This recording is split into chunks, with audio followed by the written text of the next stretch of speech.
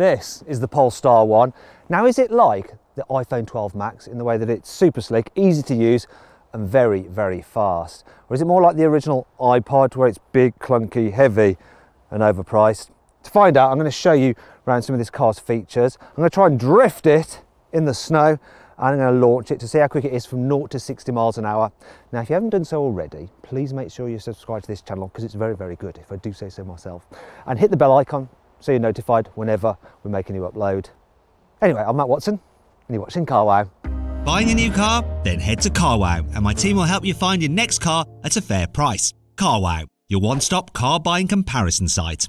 We need to talk about the price, because that's the thing with the Polestar one. Let's ask cameraman Lewis how much he thinks this costs. So, Lewis, what do you reckon this costs?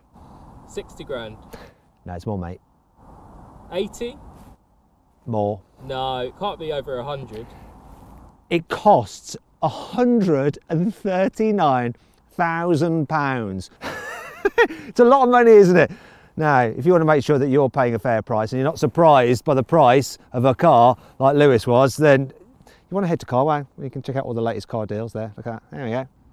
Now, put a little pop-out banner just up there. It should be in the top right-hand corner of the screen. If you click on that, you can go there, check out the deals right now. If you want to do it later, just simply Google "Help Me Carwow," and my team and I will help you choose the right car for you and get it for a fair price from one of our trusted dealers. Let's talk about the design, because that is what this Polestar one is all about, and the main reason to have it. The back is probably the least successful part. I mean, it's fairly nice with the light design, and you've got diffuser there, it's carbon fibre, and look!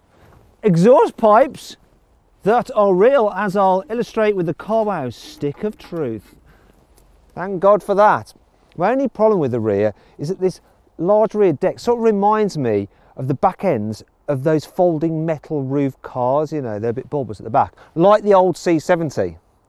Yeah, you can't see that now. Let's move down the side, because this is where it gets really, oh, it's so sexy, I love it. Beautiful design down the side. Sorry about that, people, by the way.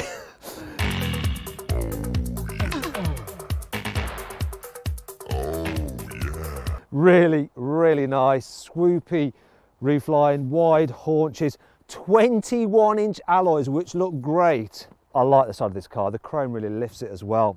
Beautiful. Not sure about this though. This sticker here. Is that supposed to come off? Is it? Looks like it should, but I actually think that it's not intended to come off. Anyway, look at these big gold brake calipers. They look cool. So have a look at the front. You can see that it's a Volvo just by the front design. Sorry, it's a Polestar, but it's done by the guys from Volvo. You've got Thor hammer headlamps as well that you get on Volvos. Not complaining though, looks great from the front. Really, really nice looking car. Let's check out the inside. Oh, I can't do it here. It's a left-hand drive car. We've got to go round. Sorry about this. Professional as ever. Right, the inside. It is rather Volvo-like, but that's not a problem. What is a problem though is this silly coat. I'm gonna have to take this off. Oh, it's gonna be a faff. Because while the interior design may be Volvo-ish, it hasn't got Volvo-like space. Bear with me. A few moments later. So, it's like a Volvo, but it's nice. It's very nice. I like it. Quality is good. Leather everywhere. Feels expensive. Leather even down here. All leather out. Can't tell if it's real or fake leather. Who cares? It's nice. In terms of quality, I think it's not quite as nice as a Bentley. Getting close to a Porsche, and probably more solid than an Aston Martin. The layout is good. It's easy to operate everything. Your stereo controls there. Most of your functions are done through this touchscreen, which is very close here. You sit low so it feels sporty, and you've got a high dash. That makes it feel sporty as well. And these chairs are, oh God, I could just like luxuriate in them. They're lovely. Volvo, sorry, Polestar, do awesome, awesome seats. There's some decent practicality as well. So look at this, door bins. They can take my flask of tea, which is essential on a day like today. We've got cup holders under here where I can put my non-alcoholic beer. Yeah. Under here though, there's no space. All the batteries are under here. You've got your USB ports there, so you can connect your phone and your 12 volt as well, and some area for coins. In here, there's a reasonable sized glove box, and it is lined with felt so things don't rattle around in there. Let's talk about the infotainment system. Come on, turn on. So I like that, the way you turn the car on with this little knobby that you rotate. I also like this. Oh, we have a glass gear selector. You got Volvo's infotainment system, which when it first came out was good, but it's feeling a bit old now. It's easy to use. Some of the icons are small though, and if you use Android Auto on it, you only get a small part of the screen. It's a bit like watching a YouTube video when you're in portrait mode. The digital driver's display, that's clear, gives you all the information you need. I'm fine with that. You also get a heads-up display as well. Best thing though about this car, this glass roof is absolutely gorgeous. I love it. Nice interior. Anyone who says, oh, it's like a Volvo, who cares? It's nice. Oh, there's even carbon fibre bits. Anyway, let's check out the back seats because it is a 2+2 coupe. This could be interesting. Oh, got my welly stuck. Right, so undo this. Right, press this. You might have noticed I've got this tripwire as well that I've got to navigate.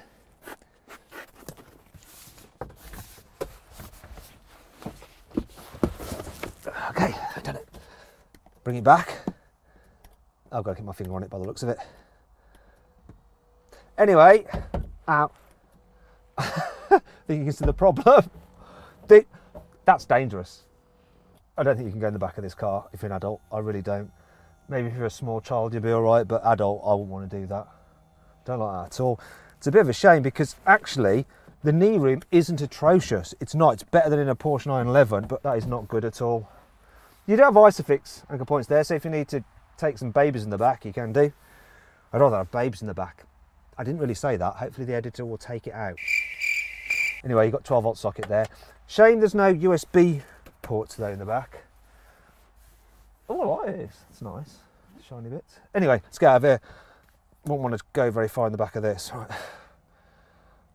Let's just cut to the boot because this is dull as hell. I thought I'd put my coat back on while we're at it so I don't freeze out here.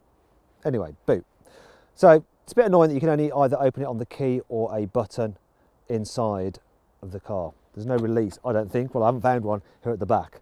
So the boot has a capacity of 143 litres and I've put a moderate size rucksack in there, some random box in there, and that's it pretty much full because you're going to want to carry your charging cables here, which are in a posh bag, but they do take up room. Not much space at all. Saving grace is look at this! This is cool, isn't it? You know how Ferraris like show off the engines in the engine bay? Well, this Polestar is showing off its electrical cables in the boot. It's not as good as a V8. It's electricity. Anyway, the boot, it's nicely lined, but that's about it.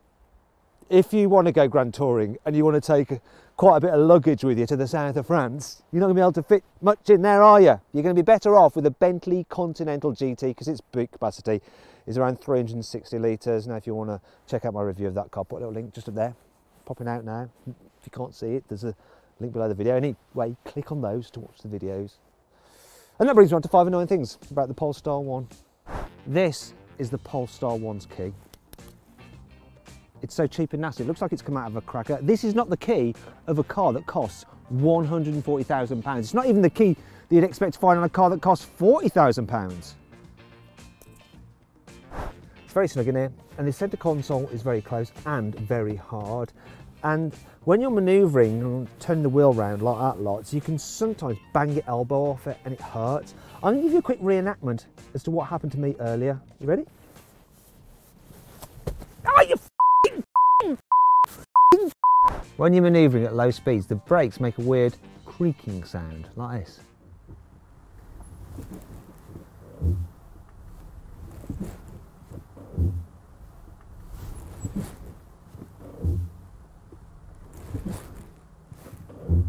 It's not good.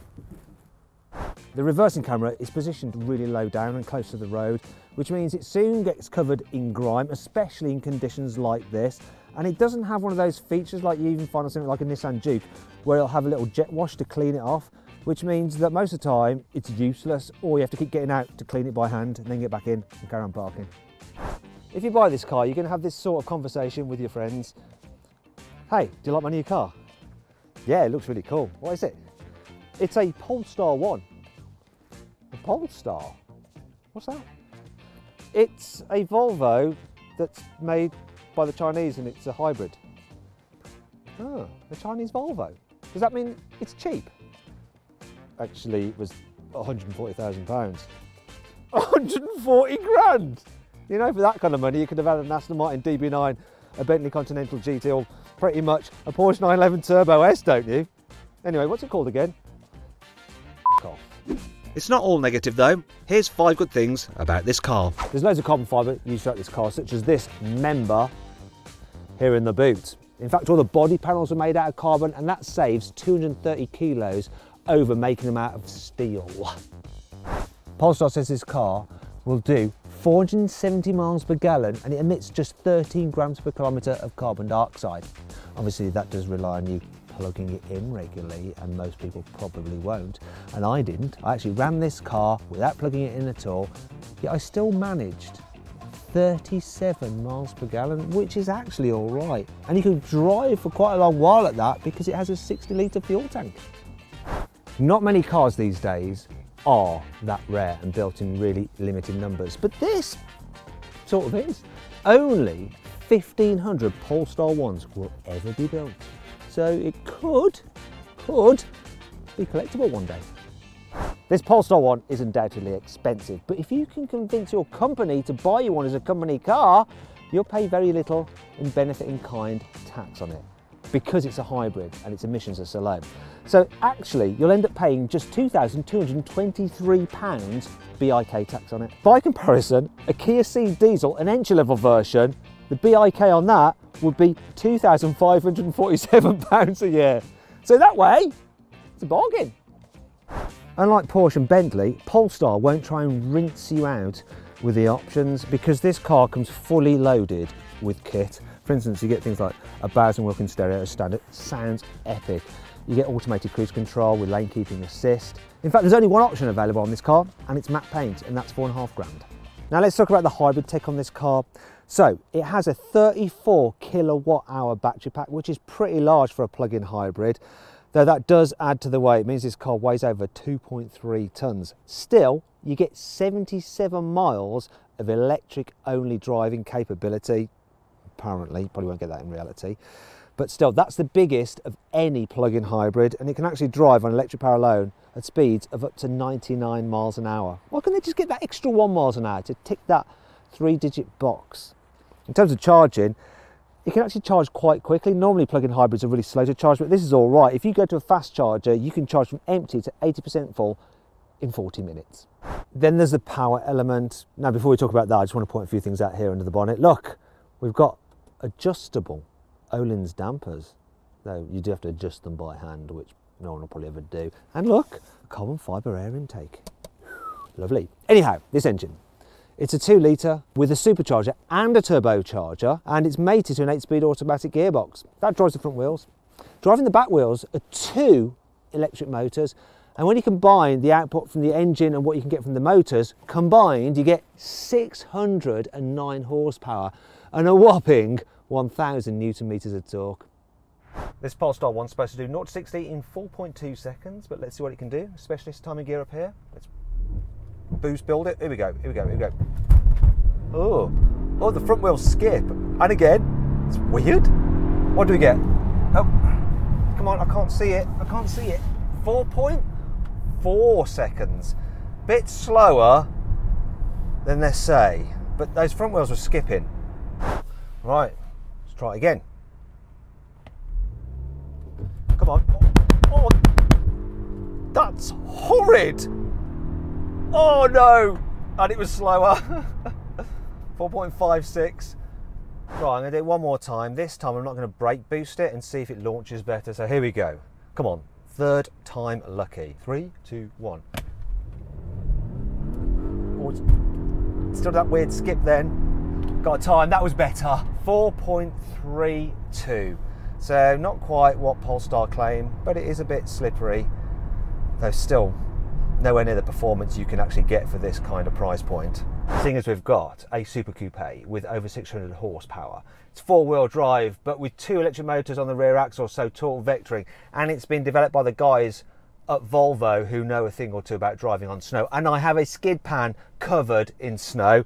This thing should be a right old laugh to drift around. So I'm going to put it into power mode. Yes, sporty driving for the win. And then I'm going to turn the stability control off. Actually, I can't turn it all the way off. I've only got a sports mode. Still should be fine, right? Let's give it a go. Let's skid. Let's get in gear. I have to pull it twice. All right, here we go. Come on then. Oh, this is going to be awesome. It's just killing the power. I'm sliding a bit, but it's sort of just driving around. Let's go again.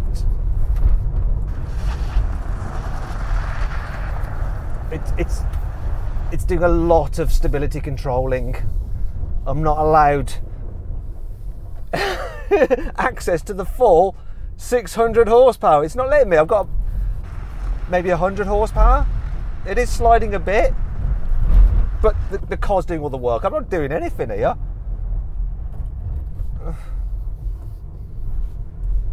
Do you know what this feels like? It feels like I'm in a rowing boat in a slight current, and it's just taking me where it wants to take me, and I'm really not really doing much in terms of controlling it.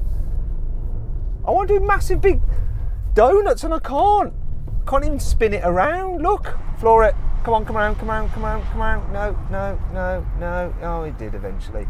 Look, my foot is on the floor. My foot is literally on the floor. It won't give me 600 horsepower.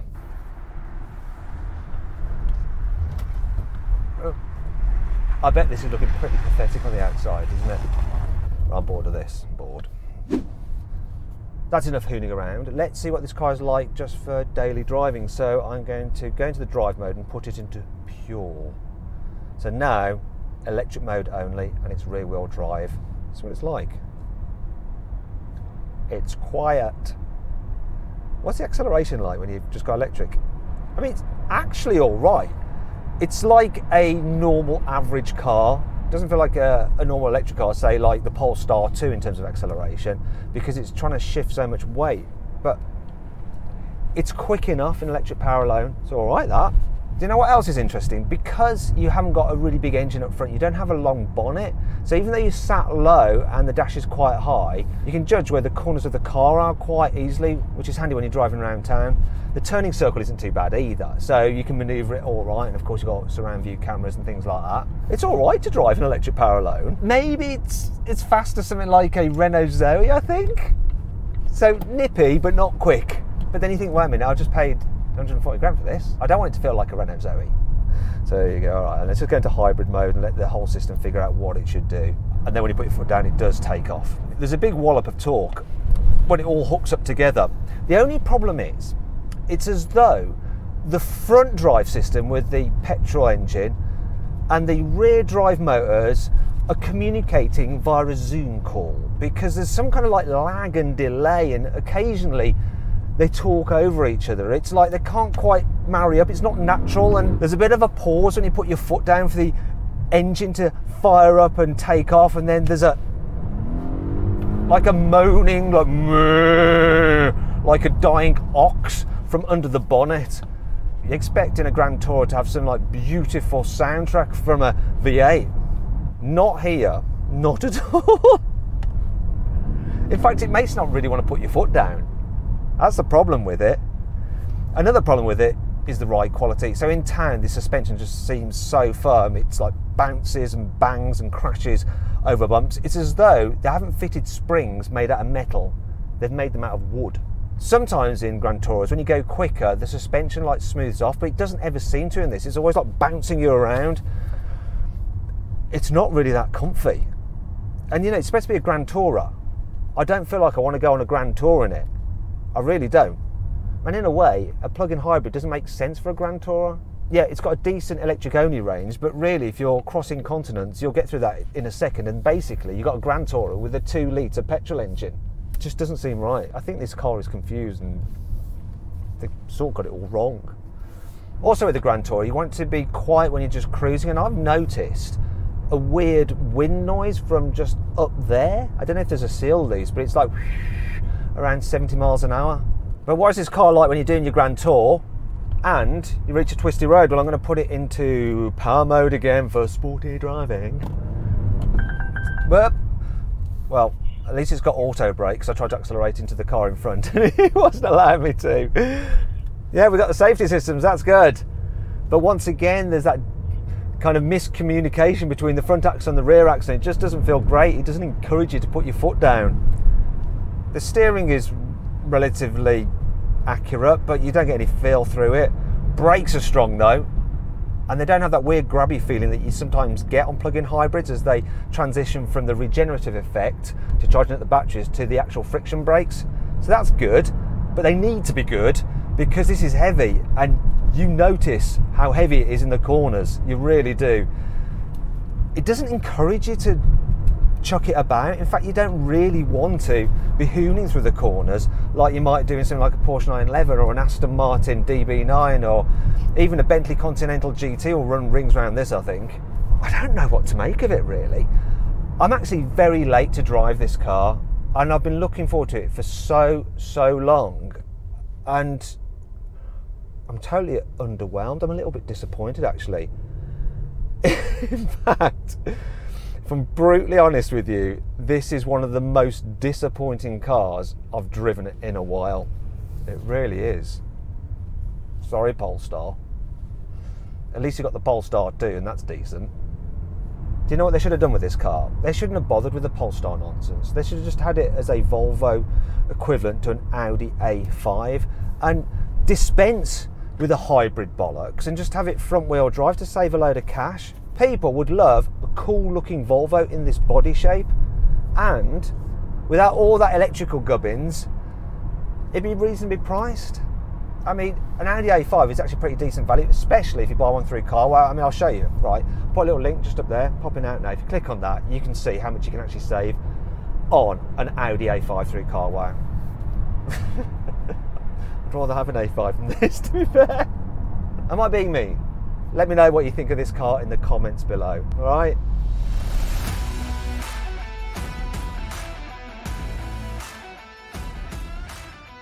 So then, what's my final verdict on the Polestar 1? Should you avoid it? Should you consider it? Should you shortlist it? Or should you just go right ahead and buy it? Well, I reckon you should avoid the Polestar 1. You know, it might work for you if you're a company car driver with tax breaks, but otherwise, there are loads of other better cars at this price point. I hope you all enjoyed the video. If you did, please give it a like. If you click on that video window there, you can watch my review of the Polestar 2. If you click down there, you can watch me drag race some electric cars. And if you click over there, you can get a Carwow to see how much money you can save on a new car.